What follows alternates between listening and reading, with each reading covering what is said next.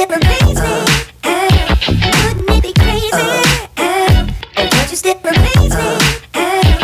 Wouldn't it be crazy? Oh, don't you still amaze me?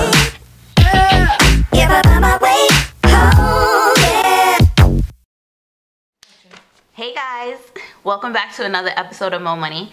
I'm your host, Carrie Pink, your financial stylist. And today we're going to be talking about Marshawn Lynch. Now I know you're not about football. Or maybe you are. I'm not about football. But when there's a good finance story, I'm all over it. So Marshawn Lynch, running back for the Seattle Seahawks, recently retired. And when he did, there was a story that came out that said he saved every single penny of his NFL contract. That's $49 million. Did I sound like the lotto guy just now? $49 million. That's a lot of money. So how did he do this? How was he able to save this much? Well, he had endorsement deals on the side paying him up to about $5 million a year.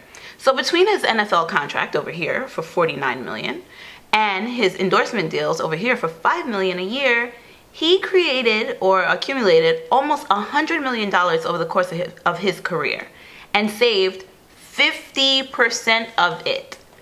How many of us can save 50% of our income? I see most of you struggling to live off of 90% of your income. The average American household is living paycheck to paycheck. Why do I say this? Well, according to Forbes magazine, over 63% of American households can't afford a $500 financial emergency. That's just sad. So what can we do different? Well, the lesson here today is take notes from Marshawn Lynch. 10% of your income is not enough to save. We have to learn to live below our income. Capital One Online 360, they have a savings account. It's an online savings account where you can have money automatically taken out of your account and transferred into their savings account, where if you really want the money back, it's gonna take you at least 3 days to get it.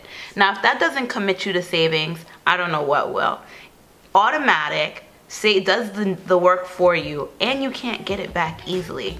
That's how you keep the money out of your own hands and in the bank where it's safe. That's how you're gonna save for the long term. Hope you enjoyed this week's tip, and we'll see you again next time on Mo Money. Thanks for watching. Make sure you subscribe for more DIY tips, tricks, and adventures.